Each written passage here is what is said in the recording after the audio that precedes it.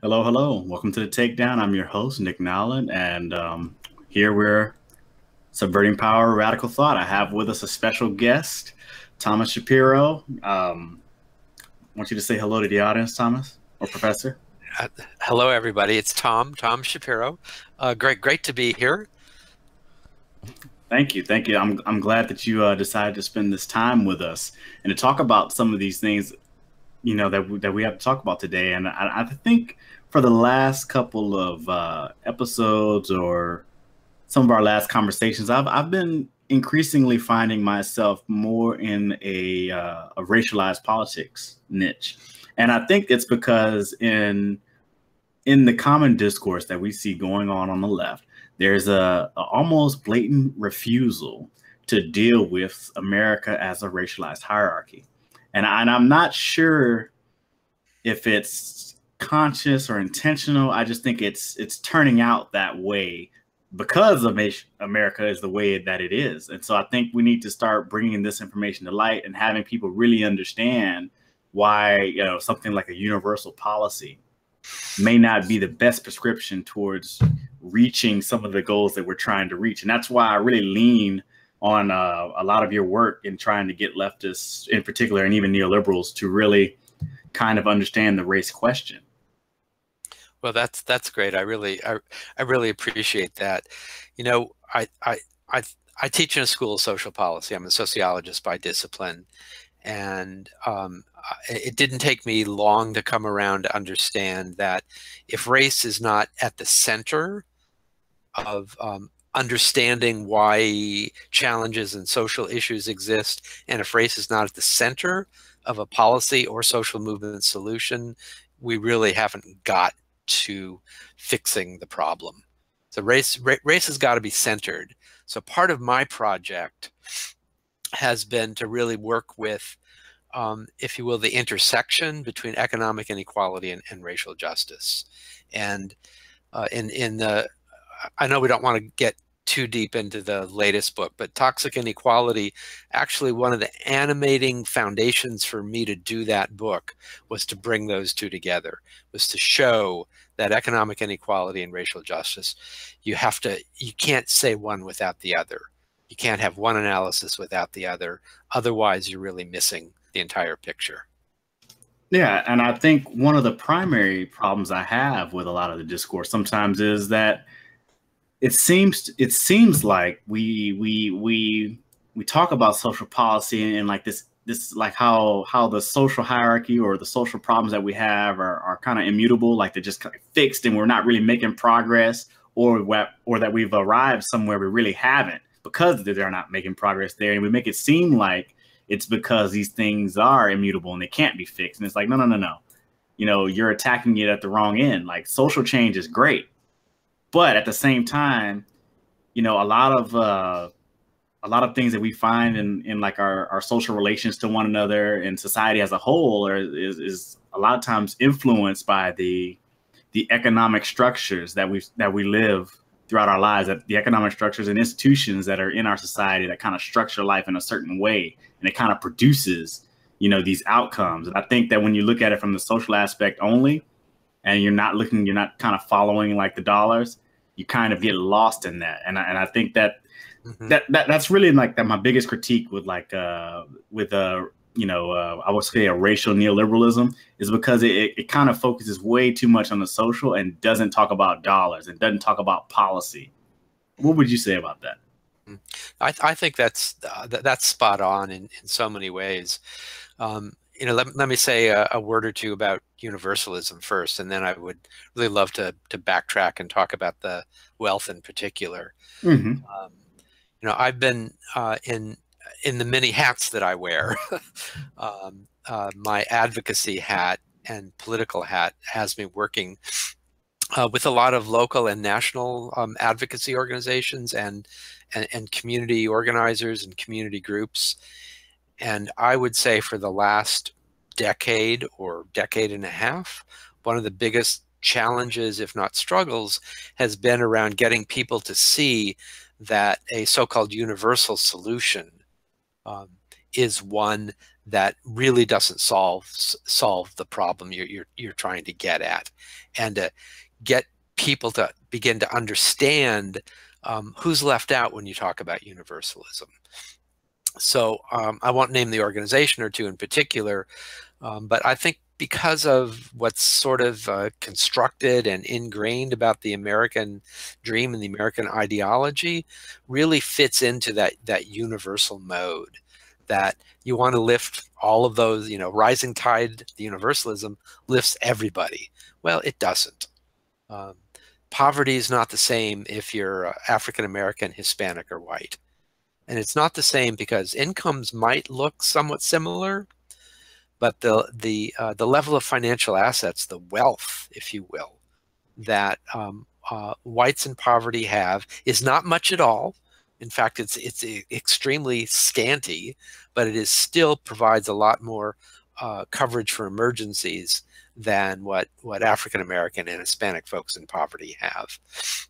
So when Melvin Oliver and I, the co-author on Black Wealth, White Wealth, when we first got into thinking about what wealth meant in American society, I've got to tell you that of the 2, 3, 4 anchors for us, one of those anchors was about the way in which we had only understood poverty, only understood social mobility, only understood work in terms of income.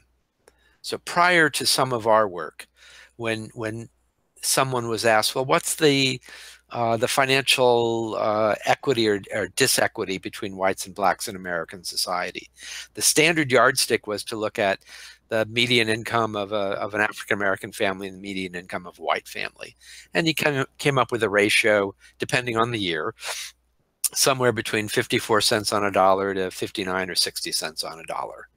And that was like standard for decades. And it was like the only measure we used. And it told us a lot. It tells us a lot. I don't want to totally debunk it. But what Melvin and I got to was, what does income tell us? It tells us something important about contemporary institutional arrangements and the power or lack thereof of labor. It doesn't tell us anything about history.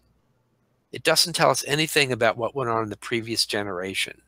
It doesn't tell us anything about who was excluded from the Homestead Acts. It doesn't tell us anything about who was excluded from buying a home. It doesn't tell us anything about where people could live in the United States and the history of that.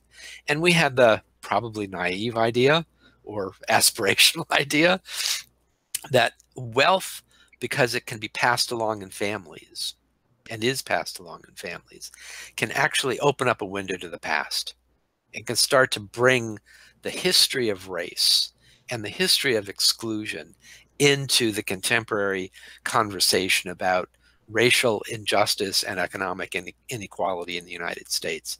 And that was one of the strong foundations of us, Melvin and I, even getting into doing analysis about what's family wealth all about.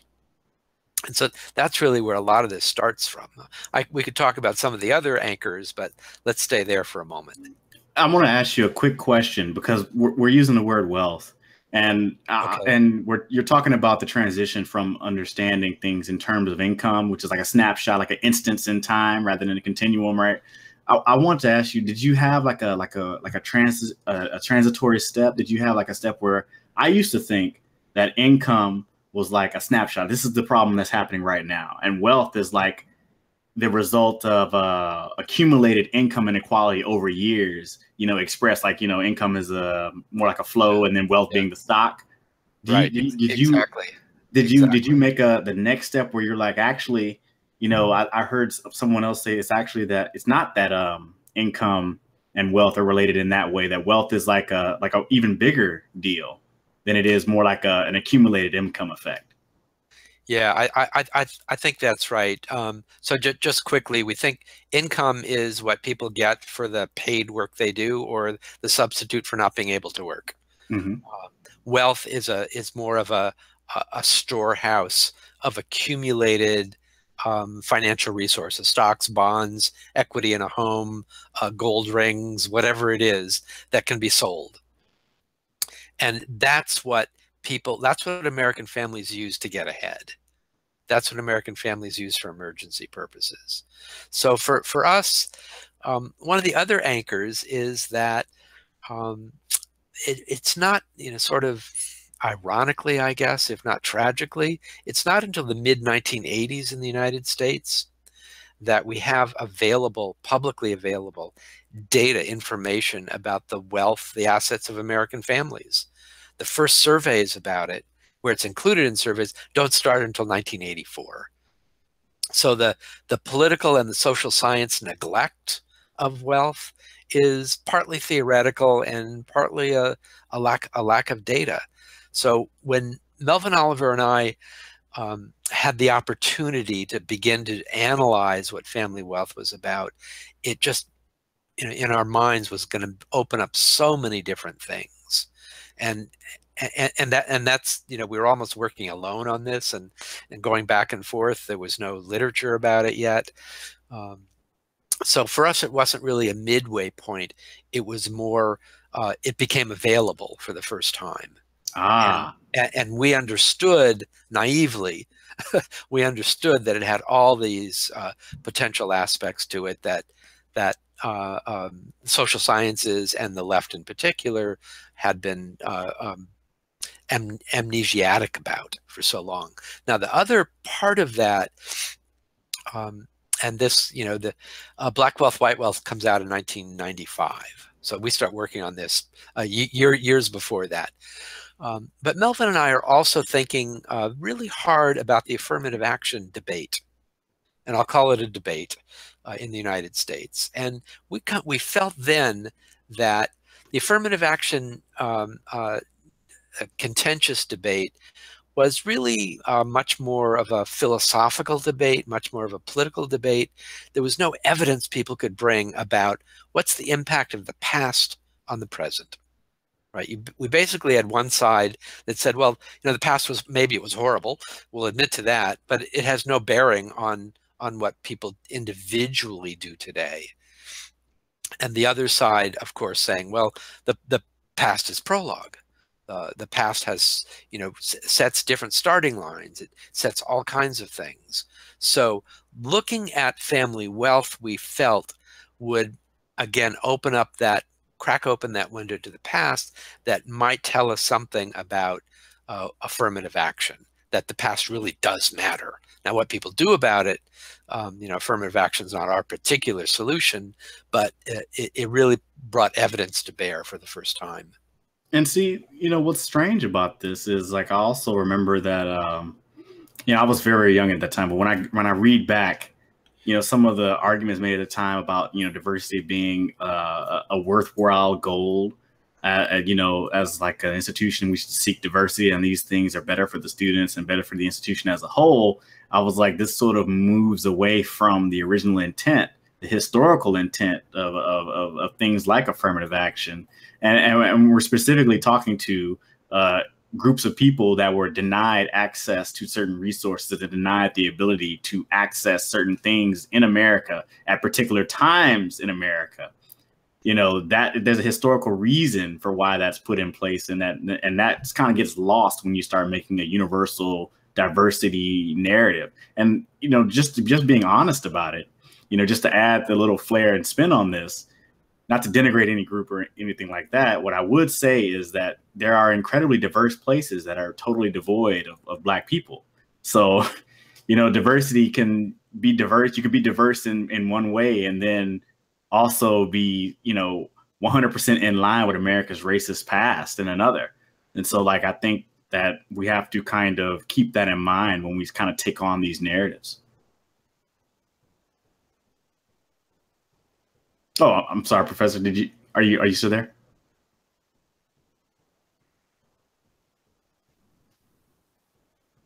Professor, can you hear me? I think he was lagging a little bit momentarily before just a second before this, but it looks like he might have frozen. Okay, so it seems our guest has had a connection issue. He may have frozen out of time there, but when I talk about affirmative action, and I really just want to be clear, like, one of the important reasons for that law, and I just said that, is to kind of begin to make amends for a group of people that were restricted and neglected in some way, and like to try to help them integrate into society. And so when you had that policy put in place in the 60s, in the late 60s, you know, it was only in place for a very short period of time. And of course, by the time the 80s roll around, there's a huge backlash. And like I spoke to somebody about this, how, you know, the wealth gap between whites and blacks in particular closed as you approach the 80s. And then right when you kind of get to the 80s, you see a relapse, almost as if like there's a conservative backlash, or and I'm going to say conservative backlash. What I really mean is there's a white backlash. Like it's almost as if society has configured itself to restrict groups to be in their relative positions. And that's a sad state of affairs. And, you know, nobody wants to think of themselves as being a part of that. And I understand that, but that's just the reality of collectively America decided that like Black people were always going to be, you know, 1/10 or less of your typical white person in terms of wealth or access to resources and things of that nature. And America did that. I as just, you know, in the interest or under the principle of continuity, I guess. You know, the principle of continuity is definitely a big deal to those in governance. I had to listen to a lecture by somebody talking about continuity, and I was like, well, you know, continuity is not always that great. You know, in the interest of continuity, like, if a democracy comes and they decide something is unjust, they should just undo it. Like that's my take. There should be no continuity. Like times should change. They should change very rapidly. That means, you know, a society that kind of progresses or you know, kind of like fades backwards, you know. But the point is that these things should happen, you know, fairly quickly, and that's what keeps your society resilient. I think when you have institutions and things that slow things down and make things impossible to change, you kind of get like a stagnation. And I think that's just a debate I've had with somebody that's not pertinent to this conversation. We're really hoping that our guest would come back, because I know he has a lot to say about what I just laid down. I don't know how much he heard. What do you think about that, Richard? Oh yeah, I was just gonna say that I think that there's some interesting aspects being broached here, and some. I think the one of the big points that I think he mentioned was the lack of statistics. This isn't just this isn't a problem unique to this particular problem. He mentions that it wasn't until 1984 that we even started to keep track in any reasonable way of wealth in the country, and. I don't know specifically, and I don't know how much his research has overlapped with this, but I do think that there's a significant uptick also during the mid to late 80s and then through the 90s into modern times regarding the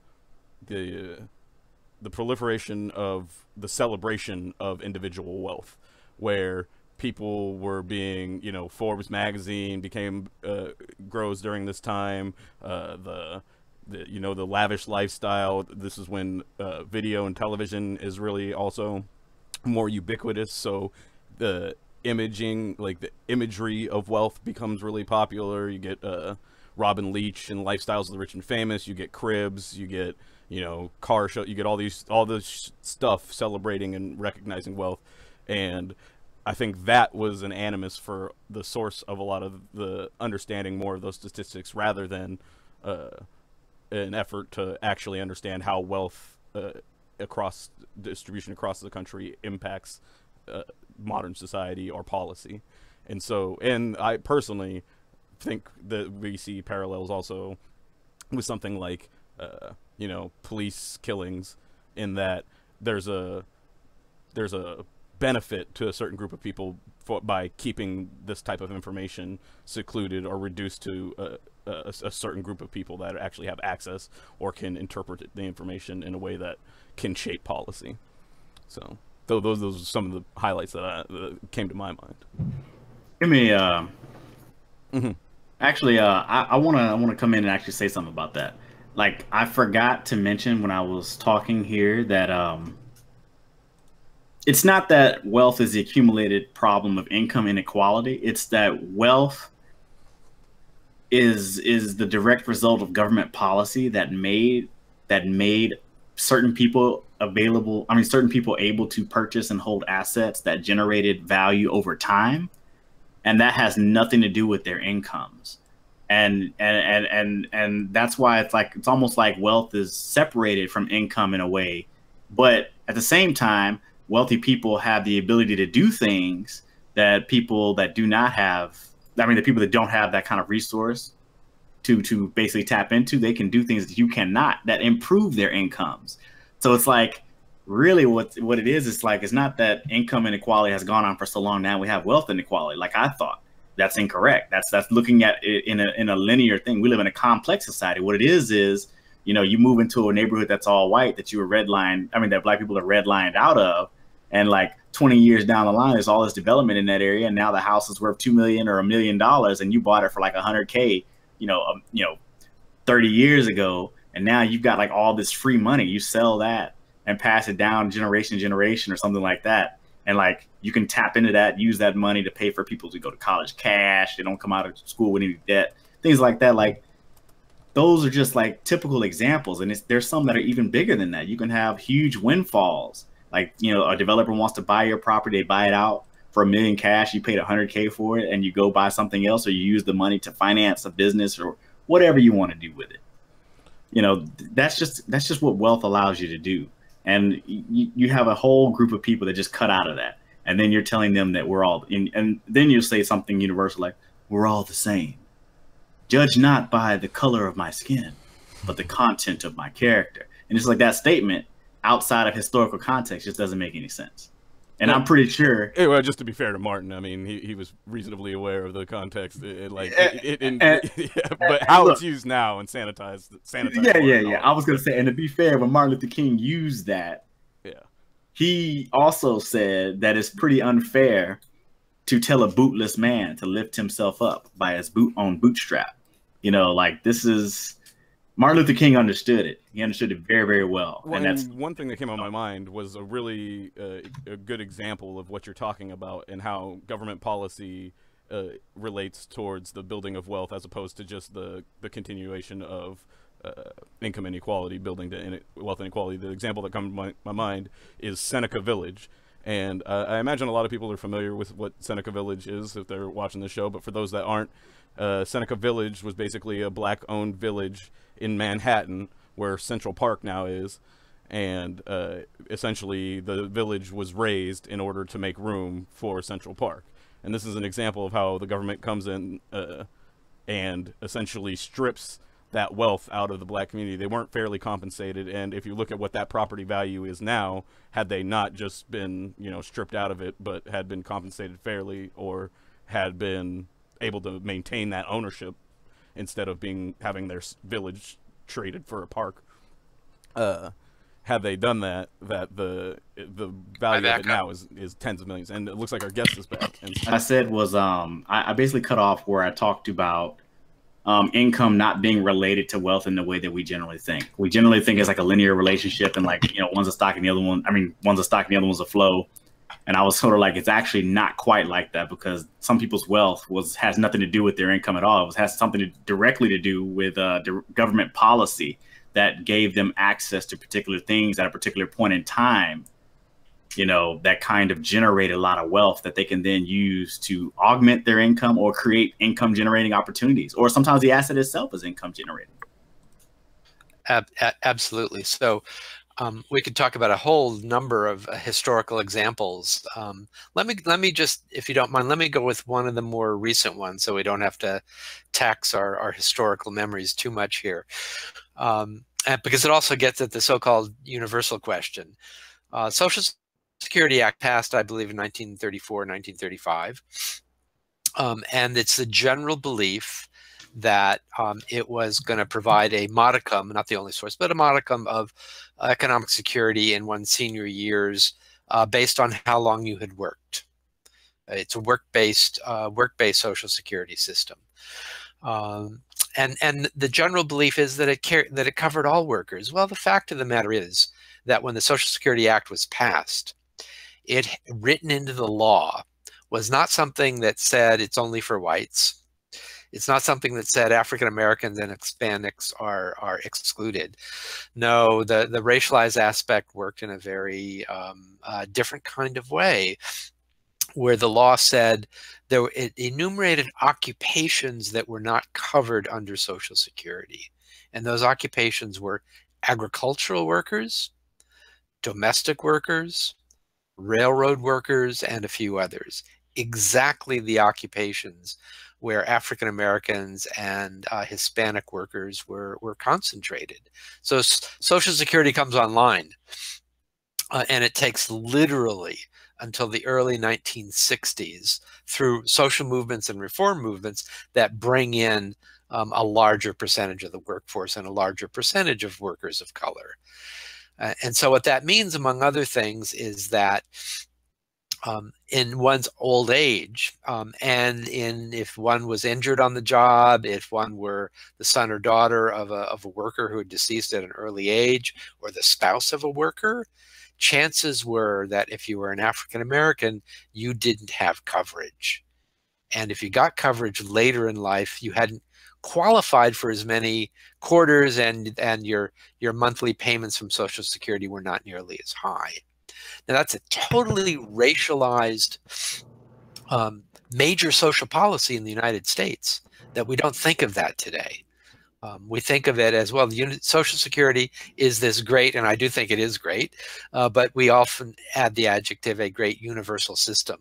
Well, today it's relatively universal. There's still occupations that aren't covered, and it's work-based, but we had to struggle.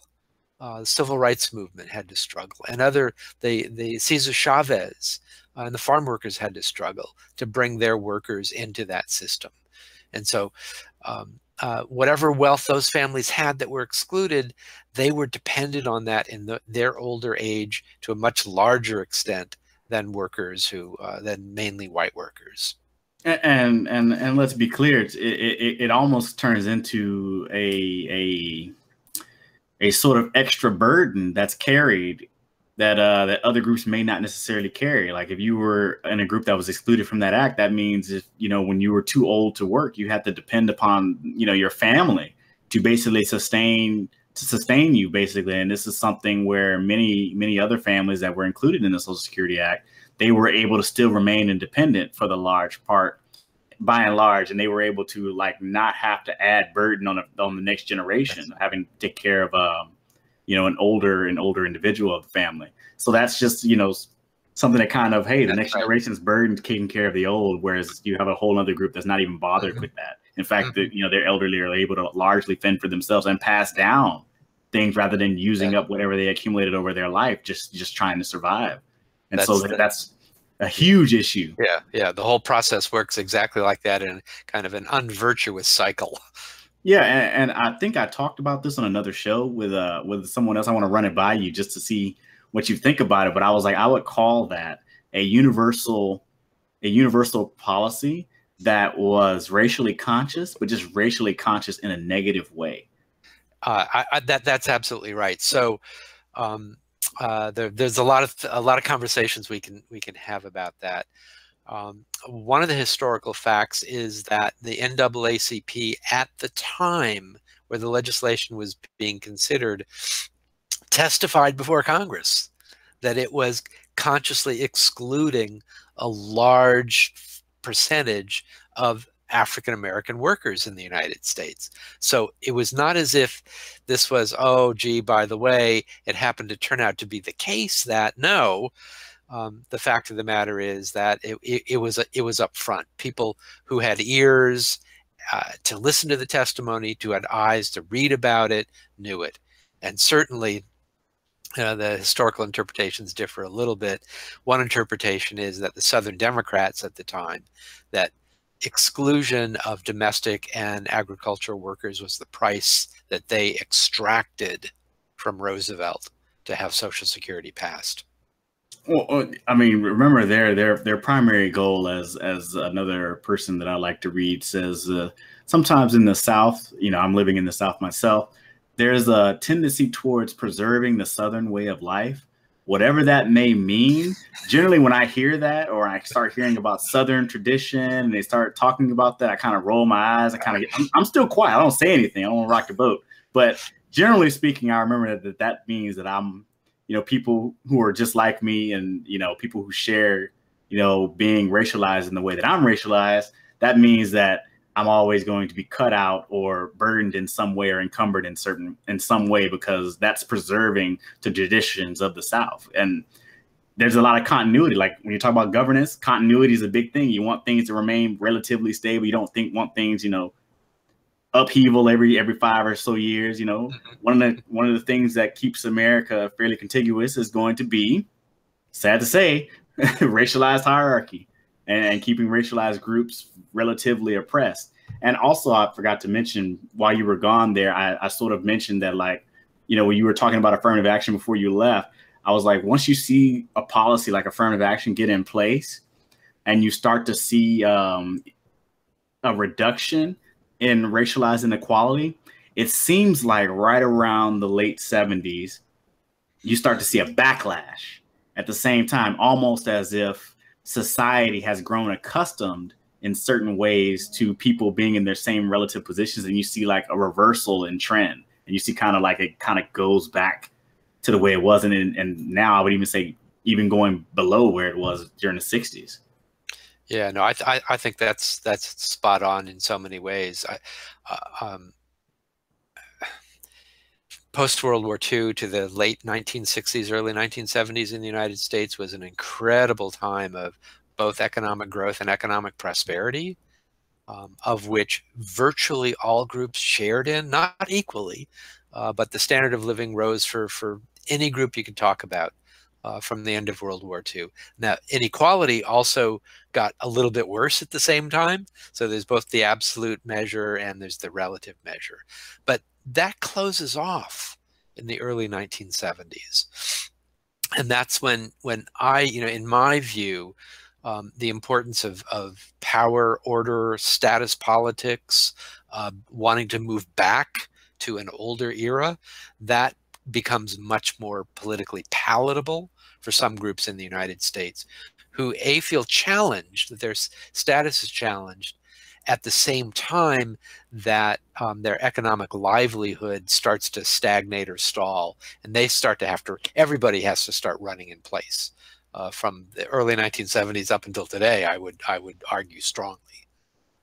And see, like I'm looking at it. I agree with you. Everybody talks about this period. You hear everybody saying, "Oh, the Milton Friedmans, they were just waiting for their chance," and then like you get the oil crisis and you get inflation, and then all of a sudden that gives them the open season, basically to crush worker power and to bring it to halt. But I also think that there's a social aspect there, in that when you have an expanded welfare state, it's been shown that generally speaking, having that state is only good so long as it's not perceived as helping oppressed groups. And I think that that's just an unfortunate state of affairs, that we're still kind of there. But I think at the same time, even though it's a sad and it's an ugly history, we need to be adult enough to actually look at that history and understand that that's what it is.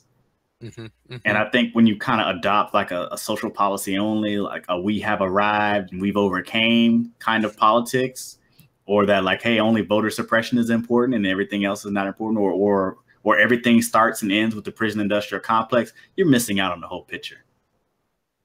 You're just missing out. Yeah. Well, I think you're also missing out in, if we want to talk quickly about prison industrial complex or school to prison pipeline, however we want to frame it, there's a whole history, there's a whole context of that. That I think goes back into some of the history and some of the exclusions and racialized policy that we've started to lift up here. It's not something that just started with, the difference between crack and powder cocaine. It goes back, goes back much deeper than that. Oh, it is. I wanted to say long and deep, but that sounds horrible. So, but it goes back to the way in which we have in the United States always used the criminal justice system mark off citizenship. It goes back to immigration laws. It goes back to marijuana laws in the 30s. You know, why is marijuana classified, still is, as a Category 1 drug? The framing of it is different in different parts of the country, but the strongest part is in the South and the West, where it is about Mexican Americans. Who are constructed as being marijuana users, and that's the explanation for why they're poor and don't work and are slovenly and all the stereotypes that arise up. So prison and the laws have always been used in the United States, I would suggest, to mark off who are full citizens and who are not. And that is an interesting thing, because if you have an institution that's doing that, that must mean that, you know, things like citizenship must be a big deal. Like citizenship, it means it means something. So all this talk like neoliberal, like everybody's a global citizen and everybody is a citizen of everywhere, and everybody can kind of be everywhere and do everything. They know better. They know better. And I think adopting that narrative has as like a left-wing position has really hurt us. We should be doing better. And like, it's not about, you know, being a nationalist and trying to put America first or something like that. It's really about understanding that citizenship does mean something. And the nation state can both be an oppressive institution, but also an institution of freedom. And so we have to reconcile that. It's like a hammer. It just depends on what you're doing. You can bash somebody's head in with it, or you can use it to build a house. You can build. Yeah, that's right. That's right. Yeah. So I think we've kind of covered, like, at least kind of giving us some sort of landscape. But as far as like looking at it society wide, let's start talking about some of the solutions that people start throwing out there and why they may or may not really be solutions. Like you talked about home ownership, but I think home ownership is an interesting question, because when you look at home ownership, we have to start talking about even if you increase the rate, like you really don't do very much in terms of closing the gap, because there's certain things that are operating inside of that complex environment that create a racial disparity, even outside of just the ownership. The ownership is like getting to the park, but that doesn't mean, you know, you're parking front row. You might be way, way far away from the door. That's right. So home ownership, I think, is the most complicated in terms of it intersecting with so many different institutional spheres in the United States in terms of thinking about a solution. But before we go to the solution, I think it's really critical to understand that the largest driver of the increase in the racial wealth gap over time in the United States, from when we have the data, is the difference in the equity and wealth that's created through home ownership. So that's the biggest driver when we look at the same set of families over nearly 30 years now. Let me ask you a question on that. Yeah. Go ahead. Did you have another point you wanted to make in that same vein? And I was going to ask a quick question. Give me another half minute or so, and then let's go back, because maybe I'll trip across your question along the way. Part of the complexity of home ownership has to do with the wealth question. So, for example, you know, the data tell us that first-time home ownership, the age of first-time home ownership for African Americans is 6 years later than it is for first-time home ownership for whites. Now, that's not because whites love home ownership more. It's because their ability to tap into family wealth, their ability to tap into loans or inheritance from family, their ability to have lower student loans to begin with if they have student loans, all of those get wrapped in to understanding why there's a 6-year difference between when African Americans buy the first home compared to whites. So there's a whole lot of things that go in there. And as my good friend Derek Hamilton and Sandy Darity, we like to have this this argument among ourselves, which we don't really like to take public for the most part, except for both of us to make the point. And Derek is right when he says that home ownership is a consequence of wealth. And so, you know, if you're familiar with a regression equation, it goes on both sides. Home ownership is both a cause and a result of wealth. And that's also what makes it complicated to look at. So that's the context for home ownership. And some people are right when they say, well, home ownership as a solution is not one that we should lift up to the top, because it assumes that people have that down payment or that wealth to get into home ownership in the first place. And so we need to throw all of that together. And what I was going to add about that is, you know, we're still talking about wealth in terms of assets and you know, money. But at the same time, you know, I also like to think of like timing and social capital as also a form of wealth too. And that's something that also has to change, because you see, like, let's say we're increasing the home ownership rate among African Americans or blacks, descendants of slaves, whatever you want to call them. Here in America, we also still have the problem where, you know, when black people move into the neighborhood, whites tend to move away, and that lowers the value of the neighborhood, or it stunts the growth of appreciation or the appreciation of the neighborhood in a way. And the same thing, if you get more than a certain percentage of blacks in your school, the school is considered less good, and you get a lot of flight, you know, away from those, or they start changing things. They start to recut lines and make a new school and only, you know, exclude the black children and things of that nature. Like there's a complex interaction going on where the absence, or should I say the segregation of black people away from resources or away from white people in white neighborhoods gives them their value. And I think that's something that home ownership alone just won't address. Hold on to that for a second, and let me get back to it, because what I want to provide the bit of context on is that in some modeling that we did at the institute that I direct, some modeling that we did shows that yes, having African American home ownership close to what the rate for white home ownership does closes the racial wealth gap and creates wealth for African American community, but not nearly as much as if those homes are located in communities that provide a rise in value, where most white home ownership does. So if you ask the question, what closes the racial wealth gap more, and what creates more wealth for people of color? Is it the home ownership rate, or is it the amount of equity because of residential segregation suppresses the equity, and in integrated communities, much less communities of color? The answer is where the home is located. So it's about place. It's about residential segregation.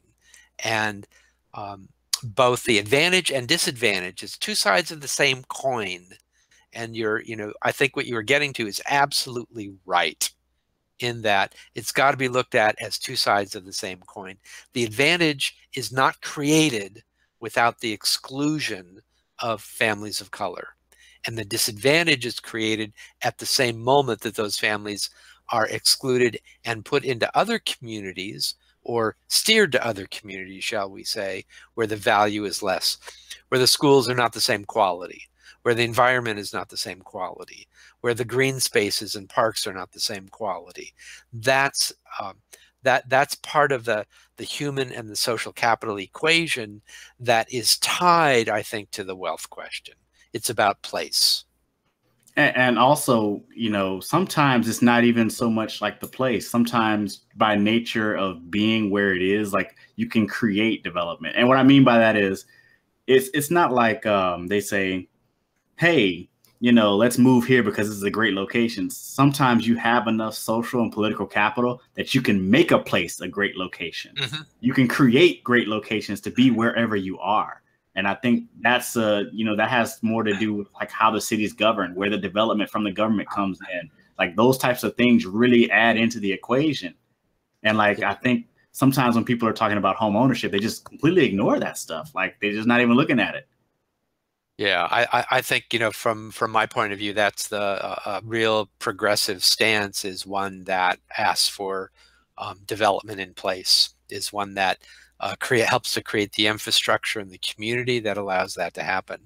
Now, I don't know how old you are, Nick, but you look relatively young to me, and you may not have grown up with the Jeffersons on TV like I did. I've seen the So, reruns. so what the theme song is, we're moving up. How are they doing it? By moving out. Yes, They're moving, and they're moving up by moving out to a different neighborhood. And that's sort of the American pattern. We don't move up by staying in place. We move up by going to, the next so-called higher community. and it's actually really That's what we have to problematic. change. Yeah. It's Yeah. actually really problematic because there's a coworker of mine. I think he was like a director of marketing or something like that. He had a conversation with me at lunch. And of course, me being typical me, I'm apolitical. So I just kind of sit there and kind of go along and get along and all that. And he was telling me that, like, hey, this city council person or that city council person has really been standing in the way of progress because there's development money that we can spend X, Y, and Z. And the first thing I asked him was, well, why are they holding up this money? If you want to develop the city, that sounds great. And he was like, well, they were saying that they don't get development in their district. And I was like, oh, well, isn't that a valid concern? And like, all I did was ask like 2 or 3 questions, and it spawned into this very long, uncomfortable conversation. Like, I was sitting here, I didn't even say anything. I'm just sitting here listening to this guy. And he goes on and on and on. And the bottom line is, at some point, there should be some sort of distribution, some kind of equitable distribution of the city's resources in terms of development, such that you don't reproduce disparity with public policy. That's bottom line what you have to do. And I think we forget about that when we start talking about things like individual action, things like agency, or even like meritocratic, whatever. We forget, like, a lot of that stuff is happening around us and we're taking advantage of those things, but that stuff is happening around us, not stuff we're directly controlling, like, at least not individually. Mm-hmm, mm-hmm. So that's I think there's a lot of wisdom there. I part of the way of thinking about the racialization of policy is the hard to grab hold of and talk about it in an accessible way, in a way that doesn't overly confront people, so at least they're open to it. Oh yeah. Is the way in which racialized policy pays off for whites. There is a real gain in race. There's a real gain in residential segregation. There's a real gain in school for whites, for some whites. Some their homes increase in value more by that exclusion. Yeah, it's almost as if they're incentivized to even though they may not harbor, ill will towards, African Americans, descendants of slaves, Black Americans, whatever you want to call them. I said them, us, excuse me, whatever you want to call us, even though they may not harbor like innate racial ideas, there's an economic structure in place that incentivizes them to act and perpetuate or reproduce racist outcomes. And I think Eduardo Bonilla Silva has a great book called Racism Without the Racist. Right. Oh my goodness, that is a great book, and I would encourage everybody to read it so we can really understand, not just America, but he also gives a fairly good general overview of how it works in Latin America too. And I think that for that reason, we really need to understand, like, America as a racial hierarchy and kind of like how it works. There's a complex interaction between groups where, like, one group's disadvantage can become another group's advantage. And it may not have anything to do with like what somebody has inside their heart. That's an over individualization of a societal problem that's backed up and perpetuated by policy. Yeah. So one strategy or a set of strategies that I talk about sometimes, and people I run around with talk about, is how do we remove the incentives for acting in racialized ways? How do we remove the incentive of moving to a whiter suburb? I would guess you would have to have more like an So, integrationist policy. Like I think you should do like forced integration. And I know it sounds horrible, but there should be forced integration. There should be carve outs for oppressed groups, and people just got to eat it. well, that's one approach. We can go from affordable housing in every community. You know, I think there's a lot That's the only way. of Housing policy efficacy in talking about that. Yeah. But there's also a way in which I will rhetorically say, because I'm not sure I really believe this, there's a way in which I don't care if somebody moves into a McMansion, but I care if that accesses their kid to a higher quality, better resource set of schools. And I care if the equity they get in return for living in that community is greater than in other communities. That's what I mean by removing the incentives. Have the payoff for the racialized behavior minimized or zeroed out. And what kind of policy would that be? That I would think forced integration would basically kind of achieve that in a way, and then also expand housing access to everybody, and then have everybody kind of start to share the burden of having an entire group of people to be forced to be an underclass. So I think that can kind of start addressing that in some way. But there's a lot of problems with that approach. There's a lot of resistance. You know, we've seen in New York where, you know, parents were saying the quality of their kids' schooling would go down by having, you know, underprivileged kids also go to the school. And I'm just like, wow, this is very strange. You have like almost like a hoarding of opportunity to themselves, and that opportunity being so great because they're excluding people, and they're unconscious or consciously or unconsciously just doing it, and they don't even realize it, or maybe they do.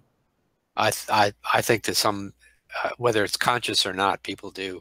So I've used the concept resource hoarding exactly in the way you were just talking about it.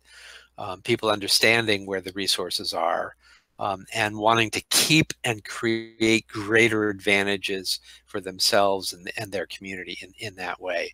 But I do think, you know, housing justice, affordable housing, and however we get there, an equalized equality around schools and the needs in those schools could remove some of those incentives. Also, here's the question though, because when we start talking about access to good schooling, things of that nature, we're also kind of leaning on a meritocratic narrative of the United States. Like I think, you know, America kind of runs first and foremost off of nepotism and preferential treatment. So if we know America runs that way, we shouldn't necessarily assume that just having everybody having equal access to education is going to by itself really change very much in terms of the structure, because it could very well be the case that as oppressed groups gain access to education, that the mode of the way things are exclusion, the mode of exclusion will change to something else, and it'll always be something that group doesn't have. Whether it'll be soft skills, whether it'll be personality, not a good fit. Oh, I don't know, you know, randomization. I knew this guy more, you know, whatever that is, we'll find that these types of hard to quantify things will be used as a reason to perpetuate the same mode of operation as society wide. Yeah, they're not a fit for our corporation culturally. They're not a good cultural fit for the culture we keep here. Using that, go ahead. Yeah, that's right. So I think we've seen a transition, if you will, from like in the workplace, from hard skills to so-called hard skills to soft skills, to more informal social ways of differentiating along race. An example I will give, because it's really right up to the moment, is that, and you know, I'm certainly a huge fan of it, so don't misunderstand. In some states like the one I live in, there have been movements to ban the box on employment applications. That is, you cannot ask whether somebody has been convicted of a felony. That no longer is a filter for, at least on a job application. And I think that's a great progressive moment. But we now know that employers and HR folks have moved away from that hard check the box to softer skill ways of understanding whether somebody has been enmeshed in the criminal justice system. So the way of discriminating along felonies, which is highly racialized, has moved to more informal and social ways of doing that. And we're seeing it. So that's we have to sort of, in some ways, think through more strategically the policy reforms that we're interested in, how to achieve that. And I think sometimes when we're thinking about it, sometimes we want to go with the more easy solution, like, political feasibility starts to become an issue because you don't want to have a lot of backlash. But I'll be honest with you, like the policies that seem to be put forth that don't tend to have a lot of backlash also don't tend to have very much efficacy. They don't have much bite. Yeah, like it seems to me the more backlash you get, that's how you know the policy's working. That's the adage of, if my enemies are talking loud, I know I'm doing good work. Yeah, I think that, I'm sad to say it, but cutouts and set asides are going to be, like a sure, well, not necessarily a surefire way, but definitely like a way that I can think of that actually works in some way, shape, or form if structured properly. And also, maybe perhaps expanding the public sector by having like a federal jobs guarantee so that you kind of remove the ability of stigmatized workers to always be outside of, mainstream full-time, benefited work, basically, like with good working conditions, benefits, vacation, paid time off, things like that. If you can figure out a way to get stigmatized communities not to be always in that position, they no longer can be there as a readily exploitable workforce, and then use to, kind of like enforce, enforce, sure. What's the word I'm looking for? To kind of scare other people because they don't want to be you. I think that to discipline the workforce. That's what I'm thinking of, to discipline the workforce and make them be more flexible to, decreasing benefits, decreasing wages, and things of that nature. So definitely expanding the public sector to kind of counteract the highly racialized behavior of the private sector is definitely a way to do it. Yeah, no, I think that's right. As long as, we then need to get into some details about what the conditions and context of that are. Of course. So, it's really got to be a good job with good living wage that's got union or other collective protection. It's got to have retirement benefits. It's got to have sick pay. It's got to have vacation pay. It's got to have all the things, if you will, that make it a quality job. Otherwise, it can function as, if you don't work for me in the private sector and do what I want you to do, yeah, you're going to be employed in the public sector at less pay and you're going to be a lower status. Then it serves that function. So it's the conditions around it that I think are really critical. Let me ask you a question about that. But we've seen now that, for the most part, public sector employees are already paid less than their private sector counterparts. Depending on where they are. So, public teachers in some states do a lot better than a public teacher in Arkansas, to take just one little example. And it's where the public sector is also where more workers of color are. Oh, well, that's gonna, of course, traditionally, like I hate to say it, but traditionally, since again, the private sector doesn't accept or absorb stigmatized workers, the public sector picks up those stigmatized workers, and maybe that could explain some of the pay differential as well. It could also be a part of that very same history. You're very correct on that. Yeah. The history, there are many sides to that history, and I think part of it, part of the positive side is that it was part of the success of a civil rights and feminist movement to open up, postal worker jobs, for example, which for a period of time were pretty good, and it may be one of the reasons now why so many conservatives and Republicans, kind of attack the postal service and want it privatized. Yeah, I've never understood what their special hatred for the post office was. And like, I wasn't looking at it from a racial lens. I was always looking at it from, they just want to increase the profits of FedEx and UPS. Well, Yeah, And it they can seems, they go can ahead. do that, but it's also about those kind of federal jobs were always historically a port of entree for workers of color. Because you then can deal with rather than the individual employers who could be all over the place, they could like you or not, but it could be a focal point of a social movement, which it was around equal access to jobs. And again, they were fairly decent jobs and a relatively higher proportion than the private sector or union.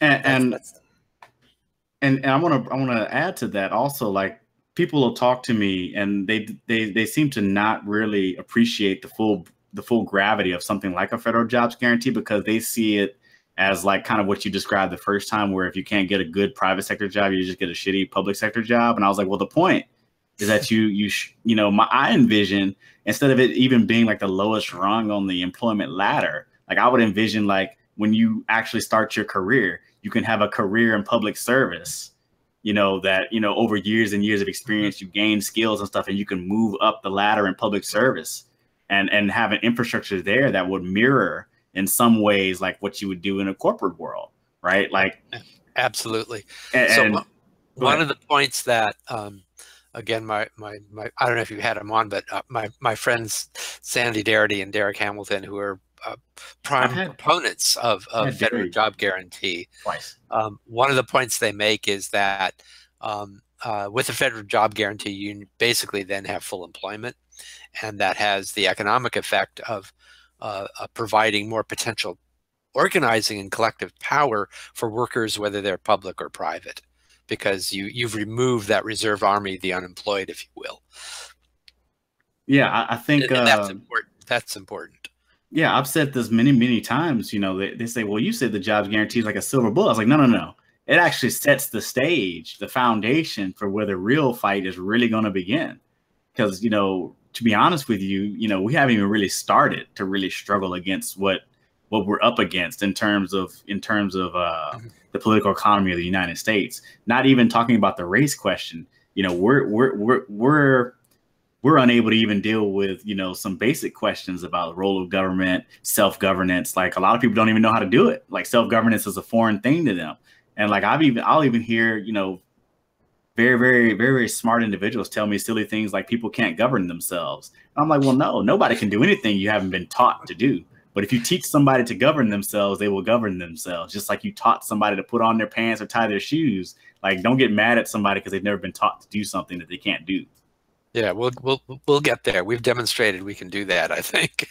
Yes, and I think it's part of the human condition to always grow and learn and to get better at things, and we just have to put more effort towards that. Now, maybe that means we have to change some of the things that make us comfortable. Maybe that means we have to change the way we think about things, the way we approach problems.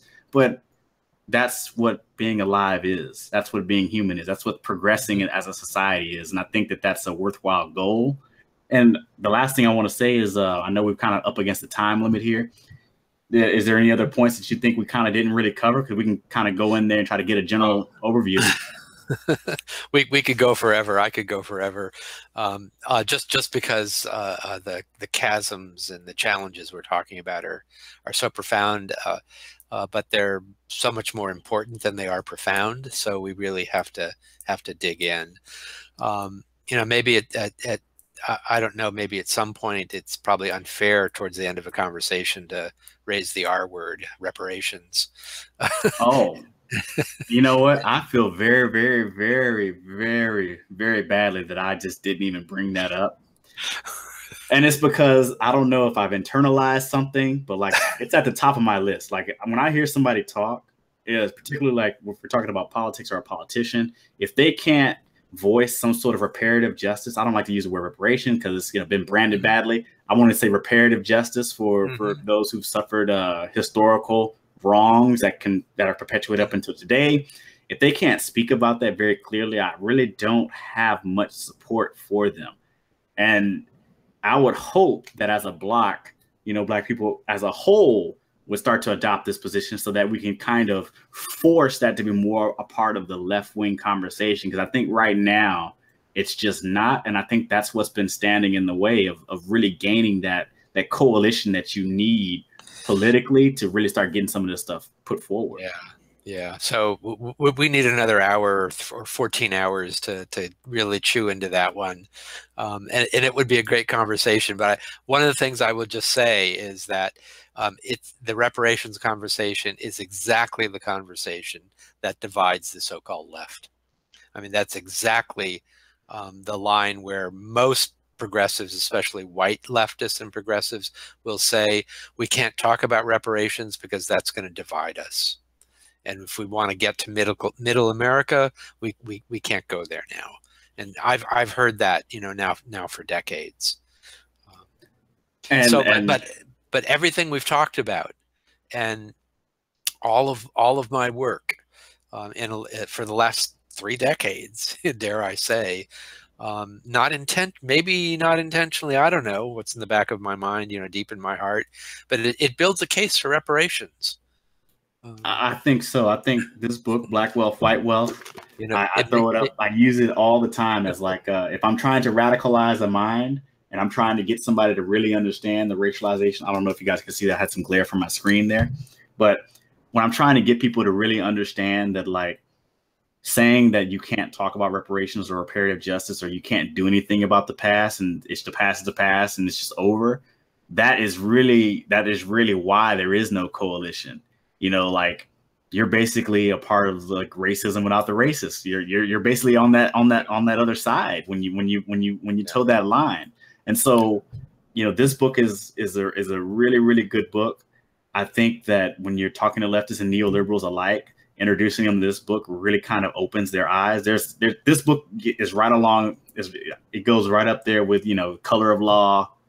You know, this book is like right along that line with there. Like, it's one of the books I recommend that everybody reads. They can really get a grasp of the subject. And I know you have another book. I also have it here. Toxic Inequality. The relatively new one. Yeah. This is the newest one. And I just got it not too long ago. I was reading it on the airplane when I was flying back.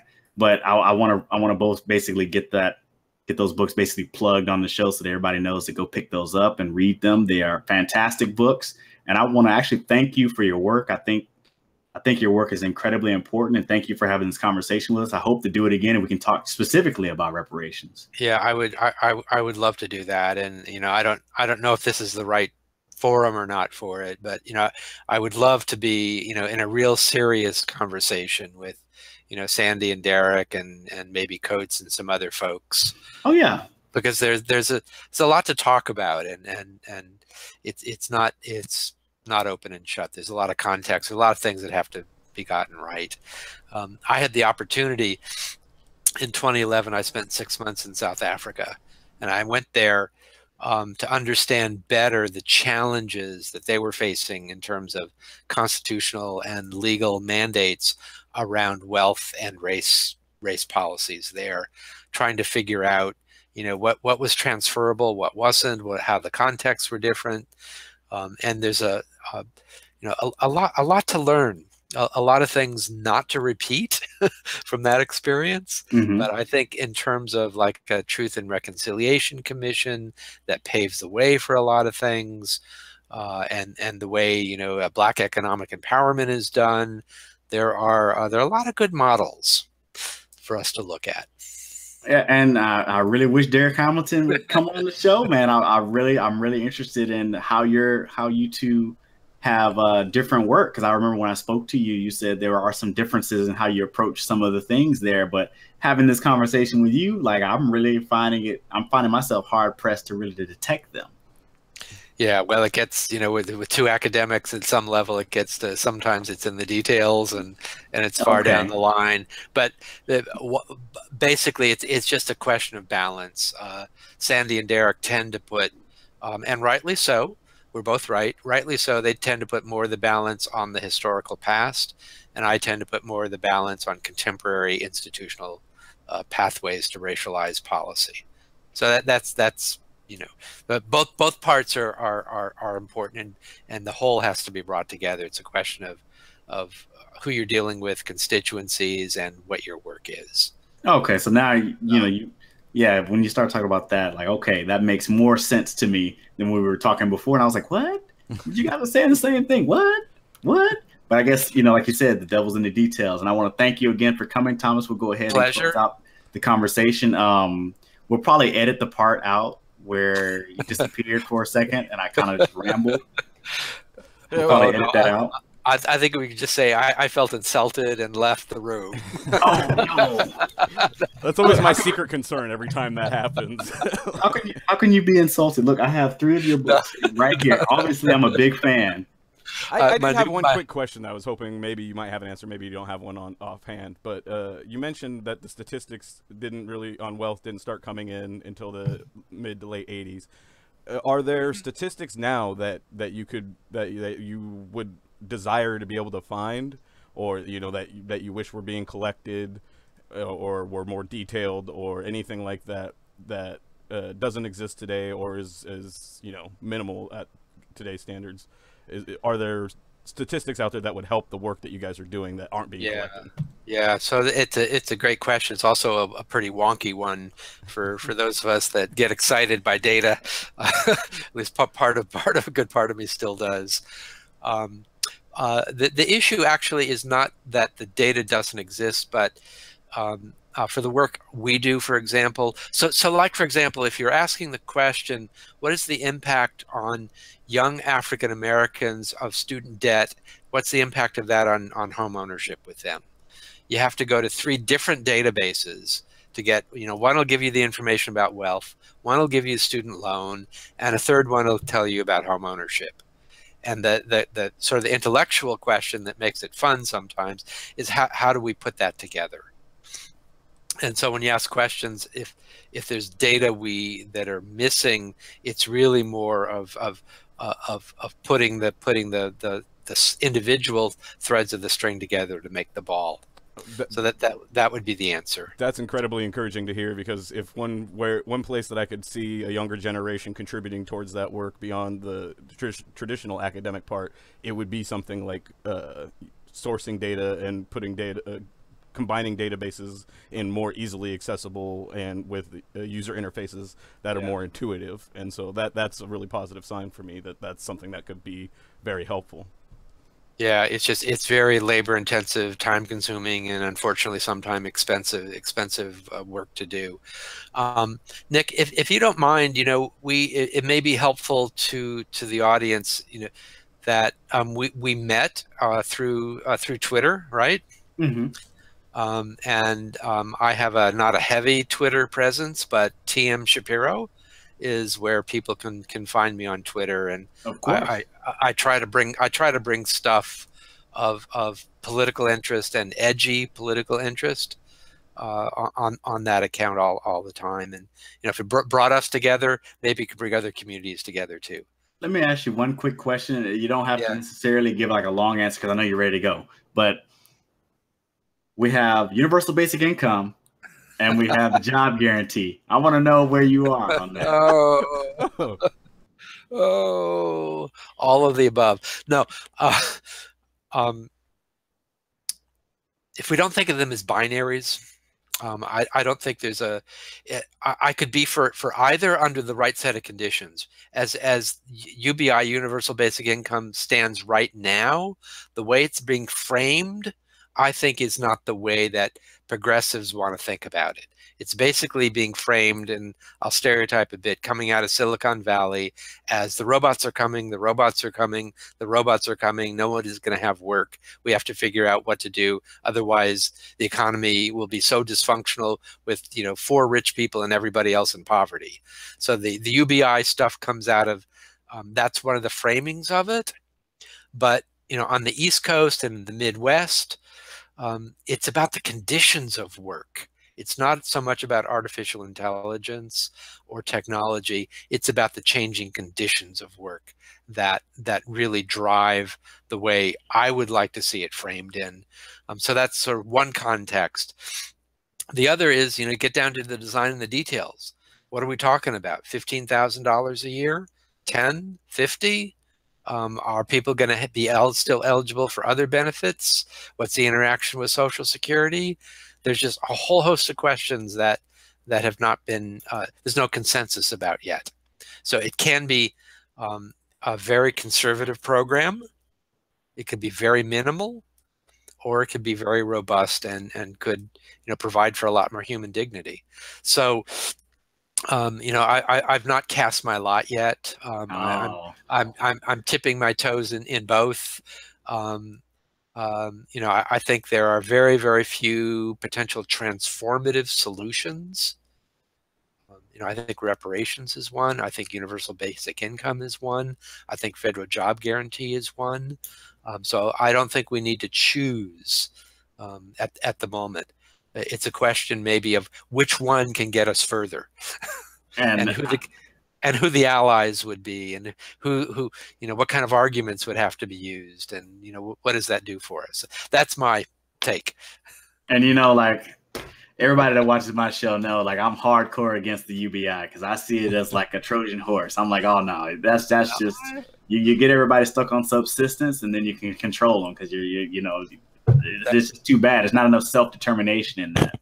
I think the federal job guarantee that was unionized and the workers have say in how it's implemented and what it's done and stuff like that is a more robust solution.